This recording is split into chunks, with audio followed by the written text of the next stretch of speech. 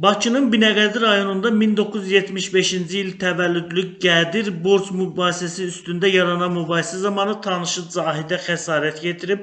Hadisə bu ilin martın 20-sində baş verib. Bakı şəhər sakini Qadir həmin gün saat 18 radələrində yaşadığı fərdi yaşayış evinin qarşısında tanışı Zahidin ona olan borcunu geri istəməsini bəhanə gətirib, heç bir səbəb olmadan ona bıçaqla xəsarət yetirib. İstintaq orqanı tərəfindən Qədirin barəsində Cinayət Məcəlləsinin 126.2.4-cü ümumi təhlükəli üsulla xulqanlıq niyyəti ilə qəsdən sağlamlığa ağır zərər vurma maddəsi ilə ittiham elan edilib. İş üzrə ifadə verən təqsirləndirilən şəxs bildirib ki, əvvəllər Rusiya Federasiyasının Krasnodar şəhərində yaşayaraq meyvə tərəvəz alveri ilə məşğul olub. Zərər çəkmiş Zahidlə də 5-6 ildir tanışam. Zahid 2024-cü ilin noyabr ayında Rusiyada satmaq üçün mənə ümumilikdə 2 yük maşını nar və 1 yük maşını alma göndərdi.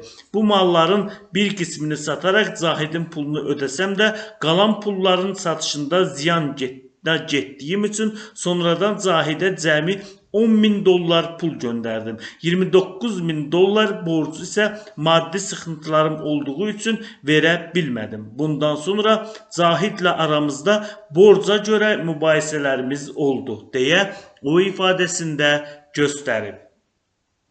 Təqsirləndirilən şəxs qeyd edib ki, 2025-ci ilin mart ayının ortalarında İranda olarkən Zahid ona zəng edib və həmin pulun ona vaxtında vermədiyi üçün ondan faizlə birlikdə $38.000 istədiyini söyləyib. Mən isə buna imkanımın olmadığını, faizi isə heç verə bilməyəcəyimi bildirdim. Zahid də İstər evimi, istər hansısa orqanımı satarak pulunu verməyimi tələb etdi. Martın 18-də ölkəyə qayıtdıqdan sonra Zahid tez-tez zəng edərək məni hədələdi, borc istədi. Hətta martın 20-sində gecə saat 1 radələrində yaşadığım evə gələrək zəng etsə də yatdığım üçün zəngə cavab verə bilmədim. Səhər yuxudan oyandıqda isə Zahidin gecə küçədə yaşadığım evin şəklini WhatsApp tətbiqi vasitəsilə ataraq göndərdiyi səslərdə məni təhqir etdi. Zahidlə əlaqə saxlayan zaman məni bir daha təhqir etdi. Günortaya kimi pulu qaytarmayacağım halda vuracağını bildirdi deyə Qədir ifadəsində göstərib. Qədirin sözlərinə görə daha sonra onlar axşam saat 18:00-da onun yaşadığı evin qarşısında görüşməyi qərara alıblar. Eyni zamanda borcu qaytarmaq üçün dost tanışlarımdan pul istəsəm də pulu əldə edə bilmədim. Axşam saat 18:10-da Zahid WhatsApp tətbiqi vasitəsilə səsli mesaj ataraq evimin qarşısında olduğunu bildirdi. Zahidin mənə xəsarət yetirə biləcəyindən ehtiyat etdim və evdən bayıra çıxarkən mətbəx bıçağını özüm ilə götürdüm. Küçədə ağ rəngli Kia markalı avtomobili görərək ona yaxınlaşdım. Zahid və adını bilmədiyim sürücü ilə salamlaşdım. Daha sonra Zahid maşından enərək birlikdə mənim orada saxlandığım avtomobilin digər tərəfinə keçərək söhbət etməyə başladıq. Zahidə hazırda pulunu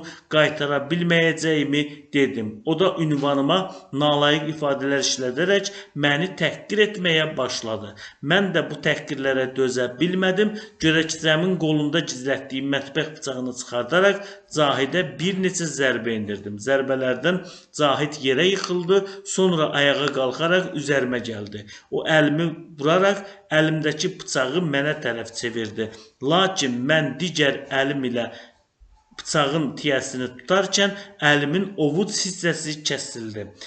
Biz bir-birimizə yaxınlaşanda tutaraq dartışdıq. Zahidin qışqıraraq səsinə evdən arvadım və Zahidlə birlikdə olan tanımadığım şəxslər gəldilər. Zahid sonra maşına oturaraq oradan getdi deyə təqsirləndirilən şəxs ifadəsinə belə yekun vurub. Bu cinayət işinə Bakı Ağır Cinayətlər Məhkəməsində baxılıb. Məhkəmənin hökmü ilə Qədirin barəsində Cinayət Məcəlləsinin 70-ci şərti məhkum etmə maddəsi tətbiq edilib. Ona 1 il sınaq olmaqla 3 il şərti cəza verilib.